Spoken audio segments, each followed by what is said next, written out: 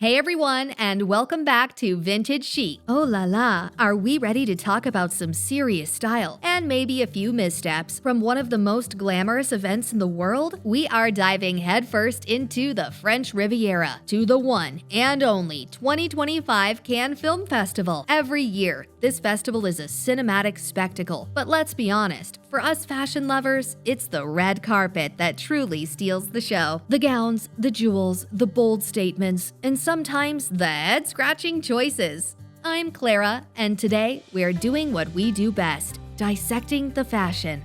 We're picking our absolute best and worst looks from Cannes 2025, offering our candid opinions and seeing who truly embraced the Riviera chic, and who perhaps got a little lost on the Croisette.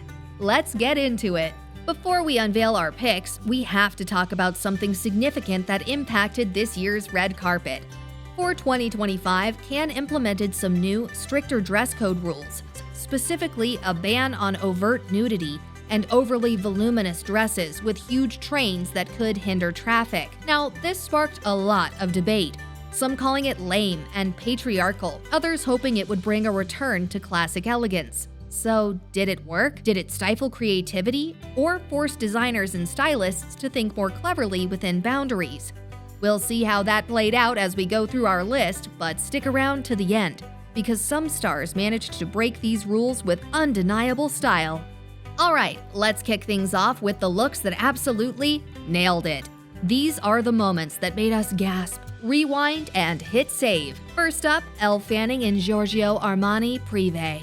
This was pure sophistication. The exquisite teal sequin fabric, adorned with climbing sequin roses, just glowed on the red carpet. It's elegant, it's modern, but it also has that timeless quality that makes it feel utterly classic. This is Cannes. Next, we have Naomi Campbell in Dolce & Gabbana Alta Moda. Talk about a daring choice that paid off. The intricate Baroque bodice, paired with that perfectly sculpted tulle skirt, is so fresh and unexpected, and it commands attention without being overwhelming. A true fashion victory from a supermodel icon. And our third pick for this segment, Scarlett Johansson in Prada. This is a masterclass in modern ethereal glamour. The subtly draped bodice and the innovative two-part train, which cleverly adhered to the new rules, created a unique and striking silhouette. She truly understood the assignment, delivering quiet confidence and chic. Let's keep the best looks coming. Dakota Johnson in Custom Gucci.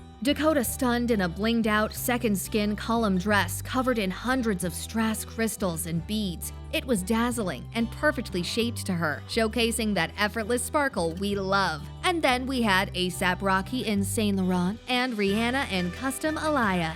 This power couple served. A$AP was impeccably sharp in his sleek suit, while Rihanna, embracing her pregnancy, wore a vibrant blue chiffon dress with artful cutouts that beautifully framed her bump. For menswear, Pedro Pascal. He gave us not one, but two incredible looks. His sleek Calvin Klein sleeveless ensemble was a bold, confident statement, proving that red carpet menswear doesn't always need sleeves to be sophisticated. Then his Bottega Veneta look, with its impeccable tailoring and unique fabric choice, showcased his versatility and keen eye for fashion. And finally, Paul Mescal in Gucci with Cartier jewelry. Paul continued his reign as a red carpet minimalist with a modern twist. His choice of an impeccably tailored Gucci suit, perfectly complemented by subtle yet striking Cartier jewelry, was effortlessly cool and sophisticated, perfectly capturing the understated elegance that he embodies. Now, for the moments that left us scratching our heads. Remember, this is all in good fun and purely my opinion, but sometimes a look just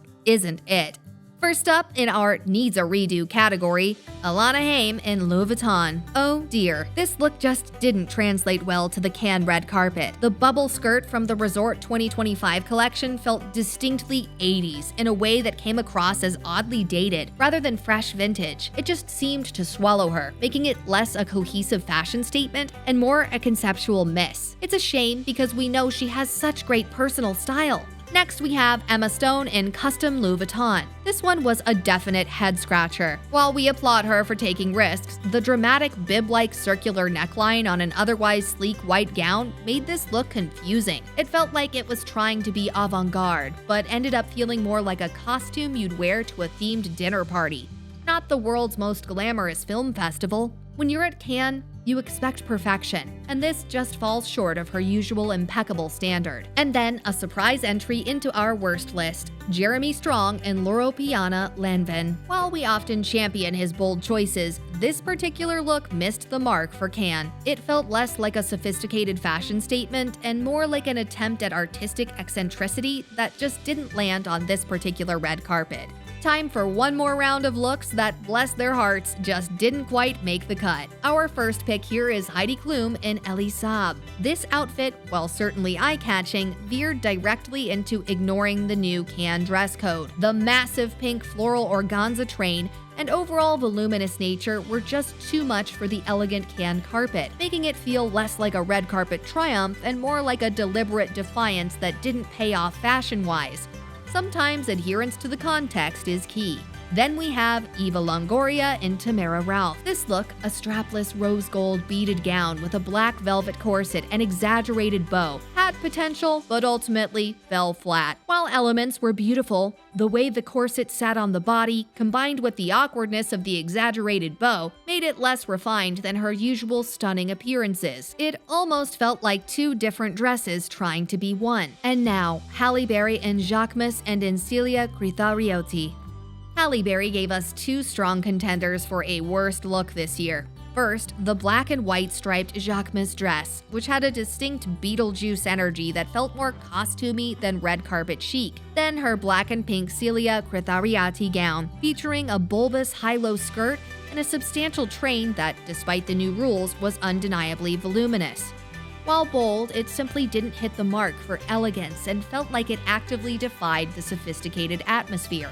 So, what did the 2025 Cannes Film Festival tell us about red carpet fashion? It seems the new dress code did have an impact. We saw fewer naked dresses and a definite move towards more sleek, refined silhouettes. There was a noticeable emphasis on impeccable tailoring, luxurious fabrics, and perhaps a return to a more classic, old Hollywood-inspired glamour, albeit with modern twists. We also saw some interesting plays on architectural details and a focus on bold, singular statements rather than overwhelming extravagance. It certainly encouraged a more thoughtful approach to red carpet dressing. Now, we talked about the new dress code. And while some missed the mark trying to go too big or too wild, there were definitely a few who successfully broke the rules with undeniable style. Take Amal Clooney in archival John Galliano for Christian Dior. Despite the new rule against voluminous trains, Amal's breathtaking vintage gown, with its dramatic floor-sweeping train, was carried with such grace and elegance that it felt like a masterclass in defiant glamour. It was a clear rule break, but executed with such perfection, it only added to her allure. And then there's Paris Jackson at the Amphar Gala in a sheer Vivienne Westwood gown. The new guidelines explicitly banned nudity, yet Paris appeared in a truly see-through gown that put her skin-colored knickers on full display, complete with a hip-high slit and plunging neckline.